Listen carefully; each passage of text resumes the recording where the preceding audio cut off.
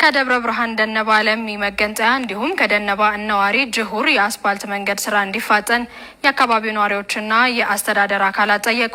በኢትዮጵያ መንገዶች አስተዳደር የደብረ ብርሃንና አካባቢዋ ፕሮጀክት ማኔጅመንት ጽሕፈት ቤት ግንባታው በቀሪ ጊዜ በጥራትና በፍጥነት እንዲሰራ በቅርበት እየተከታተለ መሆኑን አስታውቋል። ሙሉ የአስፓልት መንገድ ግንባታውን በሚቀጥለው 2019 በጀት ዓመት ለማጠናቀቅ አቅዶ እየሰራ መሆኑን ግንባታውን የሚያከናውነው ሰንሻይን መንገድ ስራ ተቋራጭ አስታውቋል። ብርሃኑ ደስታ በትንታኔ ተመልክቶታል። ተሎ ማለቅ አለበት ነው። ጎሬና ብዙ አይነት መንገድ ነበር። አንድ ጊዜ አንድ መኪና ጥያለሁ። መነሻውን እዚህ ደብረ ብርሃን ከተማ አድርጎ ከደብረ ብርሃን ደነባ እንደዚሁም ለሚ መገንጠያ ከደነባ ወደ ጁር የሚወስድ የአስፋልት መንገድ 2012 ዓመተ ምህረት ሰኔ ወር መጀመሪያ ነበር የመሰረት ድንጋይ የተጣለው። 108 ኪሎ ሜትር ርዝመት ያለው የአስፋልት መንገድ በ4 ዓመት ጊዜ ውስጥ እንዲጠናቀቅ ነበር በጊዜው ውለታ የተወሰደው። ደብረ ብርሃን ከተማን ጨምሮ